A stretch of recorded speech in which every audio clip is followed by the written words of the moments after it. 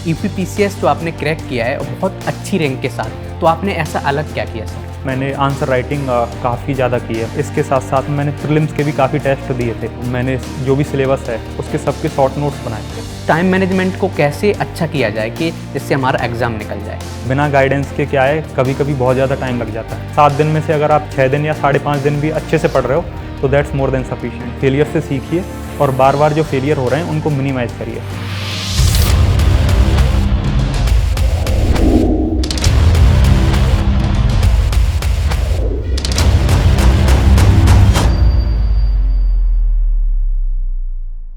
Hello दोस्तों, UPPSC वाला channel पर आप सभी का स्वागत है। आज चलिए एक छोटी सी आपको स्टोरी सुनाते हैं, कहानी सुनाते हैं। होता क्या है कि एक राजस्थान का लड़का होता है जो भरतपुर के छोटे से गांव से रहने वाला होता है, और वो अपनी माँ से बोलता है कि माँ मैं एक दिन कलेक्टर बनूंगा। उसकी माँ कुछ नहीं बोलती है और हंसने लगती है। और सच बताऊं, अभी 2022 का रिजल्ट आया था यूपीपीसीएस का, और वो रियली में डिप्टी कलेक्टर बन गया और अपनी माँ के पास जाता है और बोलता है कि माँ मैं डिप्टी कलेक्टर बन गया। उसकी माँ बोलती है सच में? बोलता है हाँ सच में। तो उसकी माँ तब बोलती है कि जब तूने तब बोला था तब मैंने मजाक समझा था, लेकिन आज तूने सच कर दिखाया। और आज के वही पर्सन हैं, आज हमारे साथ जो स्पीकर हैं, उनकी रैंक यूपीपीसीएस में 11 रैंक है और एसडीएम के पद पर उनका चयन हुआ है। तो आज के हमारे स्पीकर हैं शांतनु कुमार सर। सर बहुत बहुत बधाई और शुभकामनाएं। Thank you. सर जैसे आपको पता है सर, हम टॉपर स्टॉक जो रखे हैं उसका एक मकसद है कि हमारे स्टूडेंट को गाइडेंस मिले। जो भी हमारे एस्पिरेंट्स हैं उनको सीखने को मिलता है कि आपकी जो स्टोरी रही है, आपका स्ट्रगल रहा है, आपकी बहुत सी प्रॉब्लम्स रही होंगी। तो हम आज हमारी बहुत सी बात होगी और बहुत से क्वेश्चंस भी हैं। तो पहला क्वेश्चन तो हमारा यही है सर कि यूपीपीसीएस जो आपने क्रैक किया है और बहुत अच्छी रैंक के साथ किया है, 11वीं रैंक है जो बहुत अच्छी रैंक है, और एसडीएम का पद एक बहुत अच्छा पद माना जाता है यूपी में। तो आपने ऐसा अलग क्या किया सर? हाँ, बेसिकली मैं यूपीएससी का स्टूडेंट था। मतलब जब दिल्ली में आया था तो मैं यूपीएससी की प्रिपरेशन के लिए आया था 2018 में। तो मैंने क्या किया, मैंने यूपीएससी को अपना मतलब बेस माना कि यही करना है मुझे यूपीएससी। उस हिसाब से मैंने उस लेवल की प्रिपरेशन की और जो भी यूपीएससी का जो प्रोसेस था उसको बहुत एंजॉय किया मैंने। और बार बार यूपीएससी में भी मुझे असफलताएं मिलती रहीं। तो उससे क्या है, टाइम भी काफ़ी हो गया तो डेप्थ ऑफ अंडरस्टैंडिंग है वो काफ़ी डेवलप हो गई। वो कहीं ना कहीं यूपीपीसीएस में जो भी अभी रिजल्ट आया है उसमें कहीं ना कहीं रिफ्लेक्ट हुई है। और उसके अलावा मैंने आंसर राइटिंग काफ़ी ज़्यादा की है। मतलब लगातार 3-4 साल मैंने मेंस ही लिखा है क्योंकि प्रीलिम्स हो नहीं रहा था। तो जैसे ही प्रीलिम्स का रिजल्ट आता था तो प्रीलिम्स होता नहीं था तो फिर मेंस पे लग जाता था मैं। तो मेंस की आंसर राइटिंग बहुत ज़्यादा की है, इसीलिए मेंस में भी काफ़ी अच्छे मार्क्स मुझे मिले।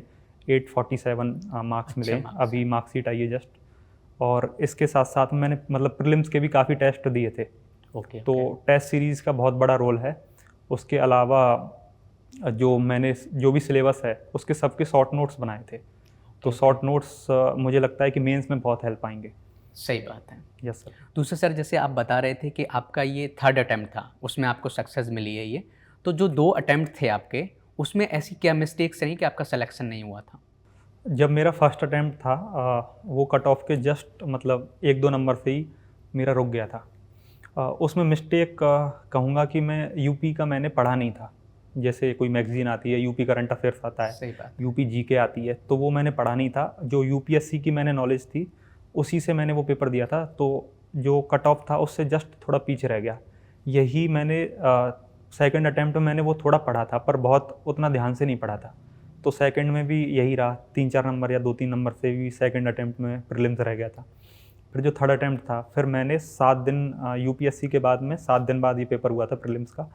फिर मैंने 7 दिन मतलब बहुत अच्छे से, मतलब 6-7 दिन पूरा अच्छे से घटना चक्र भी देखी। और उसके साथ साथ में एक दृष्टि और ये सब मैगजीन आती हैं वो सारी मैंने अच्छे से की। जैसे सर होता क्या है कि कोई भी आप स्टेट का जो एग्ज़ाम देना चाहते हैं, यूपीपीसीएस की हम बात करें, तो उसके लिए स्पेशल तो पढ़ाई करनी पड़ती है। आप यूपीएससी जो कर रहे हैं वो तो अच्छी बात है, लेकिन उसके अलावा भी ऐसे आपने बोला कि हमें एक्स्ट्रा ऐसे यूपी स्पेशल पढ़ना पड़ेगा। अभी 2023 का भी एग्ज़ाम हुआ है तो उसमें बहुत जो यूपीएससी का पैटर्न है उससे बिल्कुल अलग आया है। तो उसके लिए अलग जो क्वेश्चंस आते हैं उसके लिए क्या आपकी स्ट्रेटेजी रहेगी? देखो अभी मतलब एक तो ऑप्शनल हटा दिया है, उसके साथ साथ मतलब 2 पेपर यूपी स्पेशल जोड़ दिए मतलब मेंस में। और उसके लिए मैं कहूँगा कि अभी एक तो हमारे पास प्रीवियस ईयर के क्वेश्चन नहीं है, सही बात। ठीक है। तो अभी इस साल हमें पता चलेगा कि किस तरीके के क्वेश्चन यूपीपीएससी जो पूछेगी वो किस तरीके का नेचर होगा। ना तो मतलब किसी मार्केट में पता ये चीज़ कि किस तरीके के नेचर होगा क्वेश्चन का, ठीक है, वो तो टाइम के साथ पता चलेगा। पर मैं यही कहूँगा कि जो भी मार्केट में आए मटेरियल उन पर रिलाई कर सकते हो, क्योंकि फॉर द टाइम बीइंग हमारे पास और कुछ है नहीं, ठीक है। और बाकी जो हम प्रीलिम्स के लिए जो जीके पढ़ते हैं उसको थोड़ा सा मेंस ओरिएंटेड बना के पढ़ सकते हैं। और जो आपने जीएस पढ़ी है यूपीपीसीएस के लिए, उसमें ही यूपी की जीएस भी हो जाएगी। जैसे एग्रीकल्चर है, उसकी प्रॉब्लम यूपी की भी वही है और इंडिया की भी वही है। ऐसे ही हिस्ट्री में है, इंडिया की हिस्ट्री भी यूपी की हिस्ट्री से अलग नहीं हो सकती। सही बात। तो उसी तरीके का है, बहुत ज़्यादा जो यूपी ओरिएंटेड है वो इंडिया में ओवरलैप करेगा। तो बहुत सारा सिलेबस आपका मतलब इंडिया वाला चीज़ें पढ़ के यूपी का हो जाएगा, खुद निकाल सकते हैं। सही बात है। दूसरा क्या होता है कि जैसे आप देखेंगे यूपीएससी हो गया या यूपीपीसीएस हो गया, ये एग्ज़ाम ऐसे हैं कि इसमें फेलियर्स मिल जाते हैं। फर्स्ट अटैम्प्ट में नहीं होता है, दूसरा 3-4 अटैम्प्ट ऐसे लग जाते हैं। तो उस फेलियर्स को कैसे मैनेज करते हैं सर? देखो मतलब एक तो एग्ज़ाम काफ़ी डिफ़िकल्ट है मैं तो कहूँगा, क्योंकि टाइम लग जाता है। सही। दूसरा चीज़ है कि एक तो सीट कम है और कंपटीशन बहुत ज़्यादा है। मतलब बहुत सारे लोग एक दूसरे के साथ कॉम्पीट करते हैं और सीट बहुत सारी कम है, तो इसीलिए टाइम लग जाता है। और दूसरा चीज़ है कि फेलियर तय है, क्योंकि एक आध बार अगर फेलियर मिलता है तो हमें उनसे सीखना चाहिए, ठीक है, एक्सपीरियंस लेना चाहिए। अगर हम फेलियर से नहीं सीख रहे हैं तो ये हमारी सबसे बड़ी गलती है। तो हमें फेलियर से सीखना चाहिए और बार बार जो हमने पहले गलती कर दी है उसको रिपीट नहीं करना है। तो हमारी जो फाइनली जो गलतियों की संख्या होगी वो काफ़ी कम हो जाएगी और आप मतलब जो सफलता है उसके काफ़ी करीब पहुंच जाएंगे। तो यही है, मतलब फेलियर से सीखिए और बार बार जो फेलियर हो रहे हैं उनको मिनिमाइज़ करिए। सही बात है। दूसरा कि आज से 10 साल पहले सर मटेरियल्स की बहुत ज़्यादा कमी रहती थी। जो लोग तैयारी करना चाहते थे उन्हें दिल्ली आना पड़ता था, लेकिन आजकल देखेंगे ऑनलाइन कोचिंग्स बहुत हो गई हैं अब, लेकिन मटेरियल की कमी नहीं, कंटेंट आपको हर जगह मिल जाएगा। तो आपको क्या लगता है कि जो कोचिंग है वो हमारे लिए कितना हेल्पफुल होती है? जैसे मेरी अंडरस्टैंडिंग में ये है कि कोचिंग का रोल ऐसे हो सकता है कि जैसे किसी के लिए गाइडेंस की अगर कमी है, ठीक है, बिना गाइडेंस के क्या है कभी कभी बहुत ज़्यादा टाइम लग जाता है, जो कि वर्थ नहीं है। मतलब कि 5 साल में अभी प्रीलिम्स ही नहीं निकल रहा है, 6 साल हो गए प्रीलिम्स ही नहीं निकला है। तो उस तरीके के कैंडिडेट्स को कोचिंग मतलब हेल्प कर सकती है, जैसे मेंटरिंग गाइडिंग हो गई, उस तरीके से कोचिंग का थोड़ा रोल हो सकता है। पर उसके अलावा अगर कोई मतलब उसके पास गाइडेंस है अवेलेबल अपने घर पे या अपने कोई भी है रिलेटिव्स हैं, वो अपने घर पे भी मतलब कर सकता है चीज़ें। हाँ, तो दूसरा है कि सर इस एग्ज़ाम के लिए टाइम मैनेजमेंट बहुत ज़्यादा क्रूशियल है। बहुत से लोगों का टाइम मैनेजमेंट नहीं हो पाता है और बोलते रहते हैं कि सर टाइम कैसे मैनेज करें। और जो पर्सनल मुझे लगता है कि 8 घंटे से कम पढ़ाई कर रहा है तो बहुत कम चांसेस हो जाते हैं। अच्छा खासा कंसिस्टेंसी के साथ अच्छा खासा पढ़ाई करना पड़ता है। तो उस टाइम मैनेजमेंट को कैसे अच्छा किया जाए कि जिससे हमारा एग्ज़ाम निकल जाए? देखो मेरा तो मैं से घंटे के हिसाब से तो नहीं पढ़ता था। मेरे कुछ टॉपिक्स होते थे या फिर कोई चैप्टर होता था कि ये चैप्टर मुझे कंप्लीट करना है इतने टाइम तक, या मतलब आज मुझे ये टारगेट्स हैं मेरे, इनको अचीव करना है।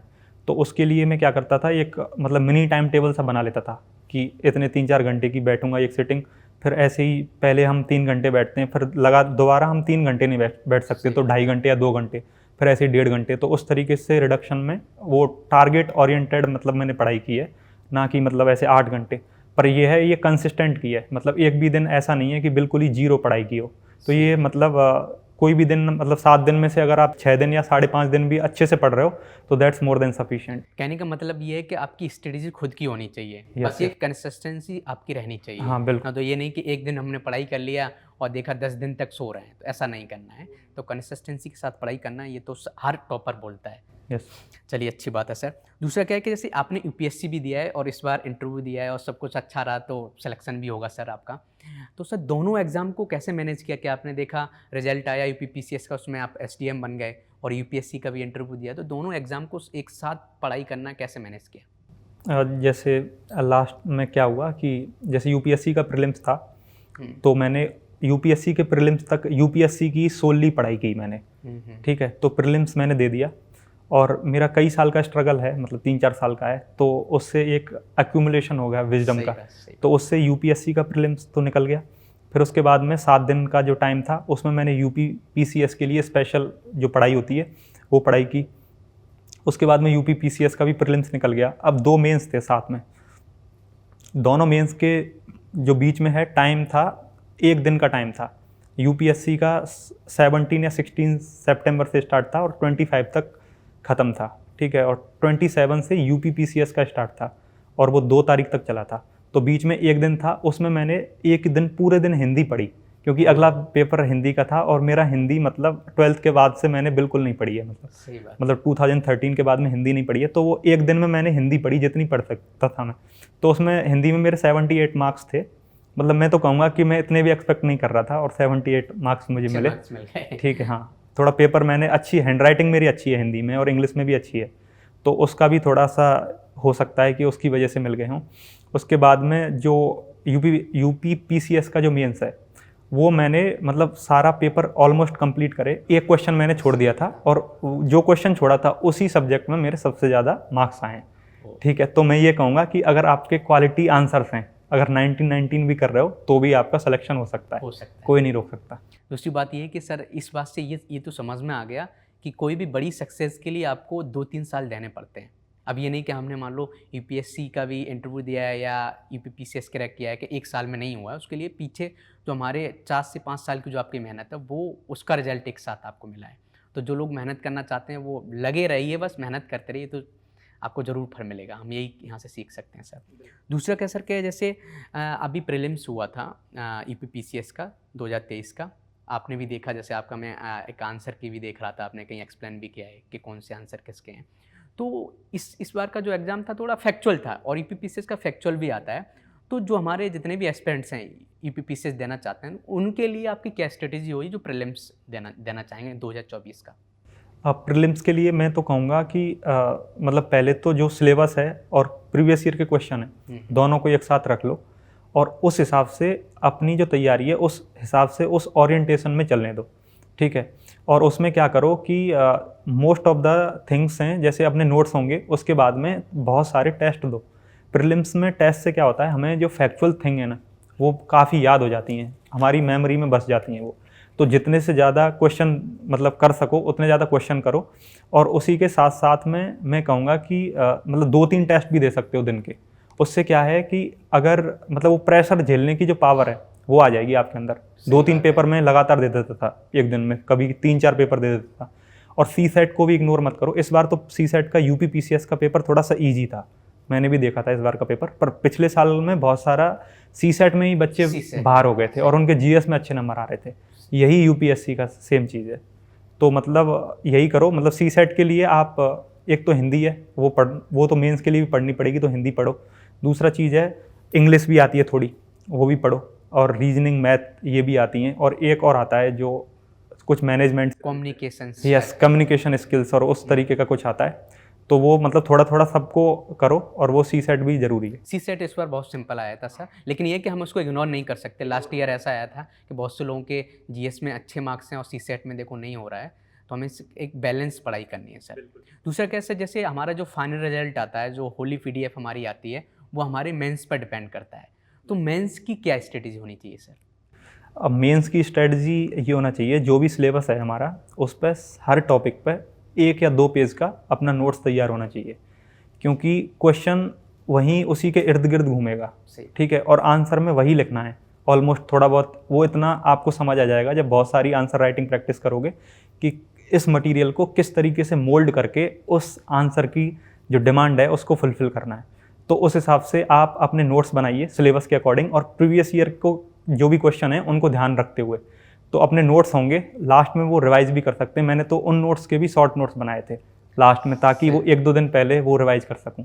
तो उस तरीके से करिए। और उसके साथ साथ में जो फैक्ट होते हैं, फैक्ट हो गए, कोट्स हो गए, वो मेंस के लिए मैंने एक अलग जगह लिख लिए थे हर पेपर के टॉपिक वाइज, कि वुमन के लिए कौन सा कोट होगा, तो BR अम्बेडकर के कोट्स थे। तो उस तरीके से मैंने कोट्स हर सिलेबस के अकॉर्डिंग हर टॉपिक पर मैंने 1-1, 2-2 कोट तैयार किए थे। तो उस तरीके से मैंने आंसर्स लिखे। दूसरे सर के जैसे होता है कि मेंस में जैसे टॉपर हमारे जितने भी आते हैं वो सब ये बोलते हैं कि आंसर राइटिंग बहुत ज़्यादा मायने रखती है। तो आंसर राइटिंग करने के लिए कब से कर सकते हैं या कैसे करें डेली, उसके लिए क्या स्ट्रेटेजी होनी चाहिए हमारी सर? मैं तो कहूँगा कि जैसे आपका कोई टॉपिक हो जाता है तो उस पर 2-3 आंसर लिख लो, एक तो ये चीज़ है।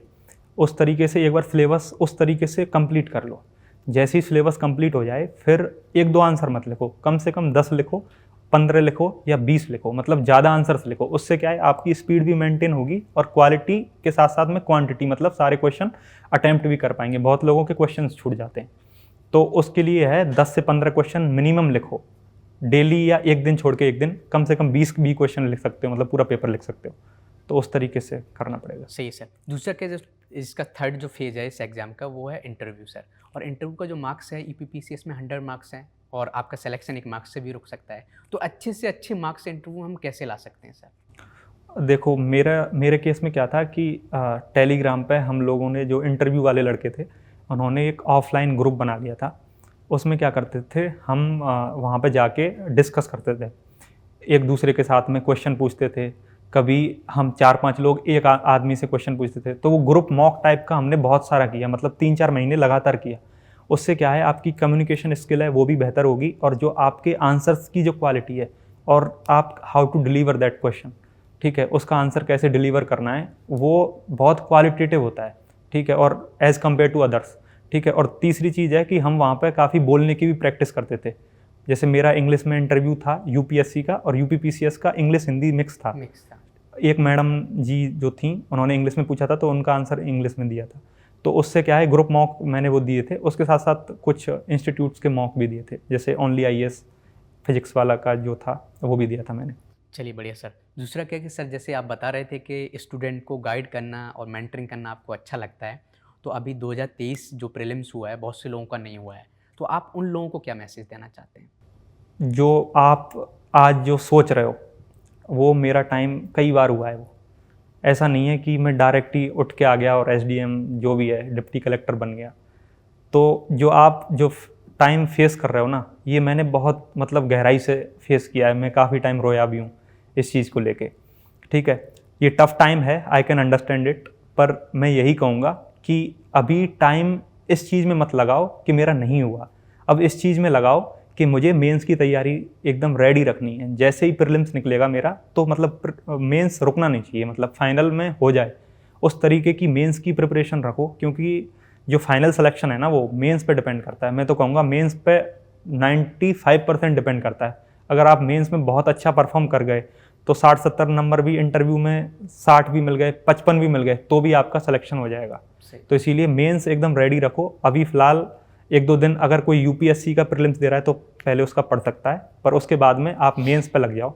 और मैं तो कहूँगा इंटीग्रेटेड पढ़ाई करते रहो, मतलब प्रीलिम्स के भी एक वीक में एक आध टेस्ट देते रहो। सही बात है। दूसरा सर, लास्ट क्वेश्चन है, जैसे आप SDM बन गए हैं, तो एक टाइम जैसे ऐसा भी था, आप जैसे आपने स्टोरी बताई कि आपकी मम्मी विश्वास नहीं कर रही थी कि हमारा बेटा SDM बनेगा, तो आजकल मम्मी पापा आपके क्या बोलते हैं आपसे? आज ही मेरी बात हुई थी मतलब घर पे, तो मतलब मेरी मम्मी बता रही थी कि मतलब मेरे पापा को भी विश्वास नहीं था कि मतलब उस तरीके से SDM बनेगा। वो सोच रहे थे कि कोई मतलब उसी में ही कोई मतलब कोई भी जॉब मिल जाएगी, कोई दूसरी जॉब मिल जाएगी, ठीक है। पर अभी फ़िलहाल का तो यही है कि मतलब वो लोग काफ़ी खुश हैं, मतलब बहुत ज़्यादा खुश हैं वो। मतलब उनको वर्थ फील हो रहा है कि अपने बेटे पे उनको अच्छा लग रहा है, काफ़ी अच्छा लग रहा है। सही है, सही है, बढ़िया सर। बहुत आपके हमारा जो भी हमारा टाइम रहा, बहुत कुछ सीखने को मिला, और हम अपने जितने भी एस्पिरेंट्स हैं उनको यही बताना चाहते हैं कि आप मेहनत करते रहिए, आप भी एक दिन ज़रूर सक्सेसफुल होंगे। और एक हम कविता के साथ एंड करते हैं जो सर के ऊपर एक अच्छे से फिट करती है। कोशिश कर हल निकलेगा, कोशिश कर हल निकलेगा, आज नहीं तो कल निकलेगा। अर्जुन सा लक्ष्य रख, अर्जुन सा लक्ष्य रख, निशाना लगा, मरुस्थल से भी फिर जल निकलेगा। मेहनत कर पौधों को पानी दे, मेहनत कर पौधों को पानी दे, बंजर से भी फिर फल निकलेगा। ऑल द बेस्ट, मिलते हैं अगले टॉपर के साथ। धन्यवाद। Thank you.